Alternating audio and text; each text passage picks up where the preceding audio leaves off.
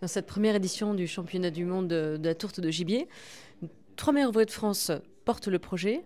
Et dans le jury, il y a aussi des meilleurs ouvriers de France, dont Christelle Leroux, meilleure ouvrier de France fromagère. Comment est-ce qu'on place cette compétence d'excellence au service de la dégustation d'une tourte au gibier? Bonjour Sandrine, alors je suis heureuse d'être jurée pour ce concours. Je me souviens, il y a quelques mois en arrière, Olivier nous parle du projet, tout excité parce que j'aime beaucoup ce plat. Et j'ai dit voilà, écoute, si tu as une petite place, je veux bien être jurée dégustation parce que j'aime beaucoup la technologie de ce plat, j'aime beaucoup la saveur. Et j'ai une petite attente par rapport à ce que j'ai envie de découvrir justement aujourd'hui et que j'ai déjà commencé à découvrir ce matin. C'est, je trouve que ça respire vraiment la technicité en cuisine, des cuissons, le choix des produits, la manière qu'on a envie vraiment de sublimer le gibier. Je trouve que c'est une belle mise en avant du produit. Tu avais des attentes, c'est-à-dire que tu es une amatrice. Quelles étaient concrètement tes attentes? Qu'est-ce que tu avais envie de déguster? Est-ce que tu avais envie d'être surprise ou est-ce que tu avais envie de retrouver la tradition dans ce que tu aimes? Alors j'aime beaucoup les surprises, mais j'aime surtout trouver la tradition. J'aime les goûts francs. C'est un petit peu comme dans le fromage. Voilà, chez nous, on peut mettre des fromages travaillés. Je dis toujours les pâtisseries fromagères. Mais ce que j'aime beaucoup défendre, c'est le goût par le temps. Laisser par l'affinage, voilà, d'avoir des fromages qui ont beaucoup de saveur. Eh bien là, dans le Pithiviers, c'est ce que je voulais avoir. Déjà que une cuisson parfaite, avoir un goût franc, que chaque couche on puisse être enveloppé dans le palais, avoir du gras, surtout sur la pâte feuilletée, avoir ce jus comme ça qui pénètre la croûte du feuilletage. C'est des choses comme ça que je voulais avoir. Et après, la touche finale, c'est la sauce. Parce que je trouve que c'est vraiment le lien de l'intérieur et de l'extérieur. C'est vraiment la sauce. J'aime les sauces avec du goût, les sauces qu'on a envie de retremper le pain dedans. Je dirais pas lécher l'assiette parce que là, ça serait un peu osé. Mais vraiment tout finir. C'est ça que j'ai envie de retrouver. Mais la tradition. Quel est ton meilleur souvenir de dégustation? Est-ce que c'était dans un restaurant? Est-ce que c'était à la maison? Est-ce que tu la réalises, toi? Alors, mon meilleur souvenir de dégustation, c'est par l'initiateur de ce concours du Pithiviers, c'est Olivier. C'est Olivier qui, avec ses cuisiniers, qui nous a bien expliqué comment déguster un Pithiviers, les cuissons, comment l'apprécier. Et bien évidemment que je n'oserais jamais faire ce genre de plat. C'est beaucoup de technologie, c'est beaucoup d'expérience. Et puis j'ai pas l'équipement pour faire ça. Puis il faut qu'il y ait des choses qui restent à découvrir justement dans une belle table. Heureusement, parce qu'il faut arrêter de vouloir tout faire, il faut arrêter de vouloir galvauder ce genre de travail. Non, il faut que ça reste encore traditionnel et à ceux qui savent le faire. Comment se construit votre grille de notation? Alors, la grille de notation se construit par beaucoup d'aspects. D'abord, l'enveloppe. Quand il arrive, on le voit entier. Donc déjà, l'œil, on dit toujours que l'habit ne fait pas le moine, mais c'est d'abord l'habit. Et puis ensuite, dans un deuxième temps, arrive une part de Pithiviers.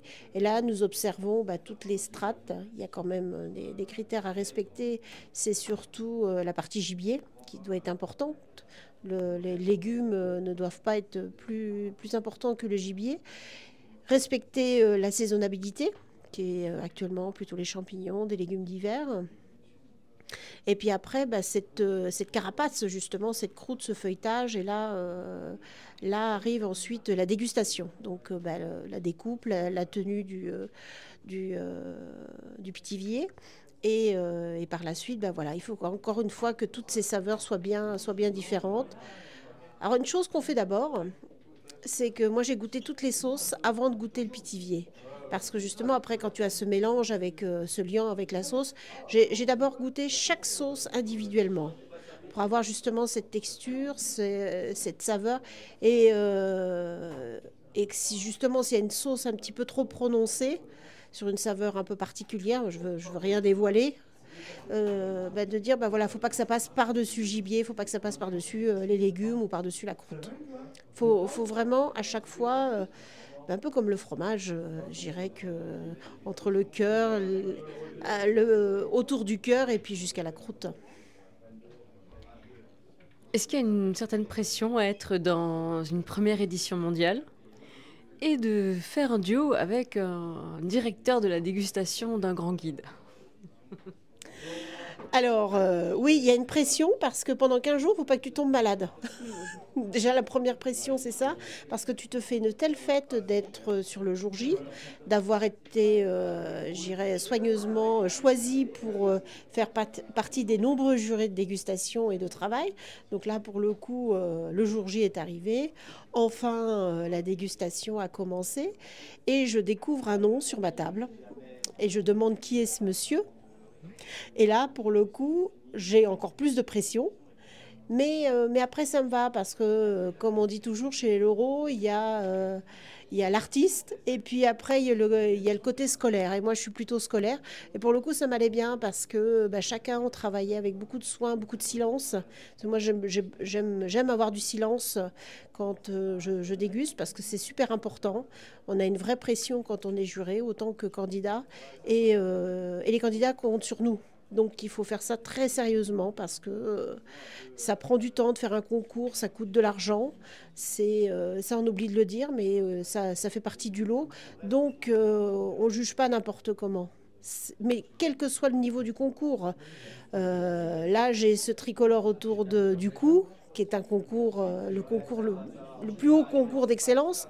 Mais tous les niveaux de concours font l'homme ou la femme que nous sommes aujourd'hui. Donc c'est super important. Non, faut faire vraiment très attention. Et puis j'ai eu une petite fierté sur la partie. Je me dis, voilà, les notes n'étaient pas très éloignées du grand spécialiste du Pithiviers. Eh bien, ça m'a fait plaisir. Petite question subsidiaire, si on aurait envie d'un petit fromage après un Pithiviers, on choisirait quoi? Pour rester dans une certaine puissance peut-être. Alors un fromage après ces nombreux Pithiviers, pas forcément. Moi j'irais pas forcément à nouveau alourdir le palais. Je pense qu'on a envie de légèreté, de fraîcheur. Alors si je mangeais un Pithiviers en été, j'irais peut-être sur un beau plateau de chèvre frais, fromage frais, voilà, un peu de douceur, de fraîcheur. Alors là maintenant nous sommes à l'approche de Noël, nous sommes fin novembre. Eh bien, moi j'irais sur un fromage, un triple crème, tu vois, un peu de gourmandise comme ça, plutôt. Ouais. On n'irait pas alourdir à nouveau avec un bleu, un persier. Dieu sait que j'aime beaucoup les persillés et surtout le roquefort.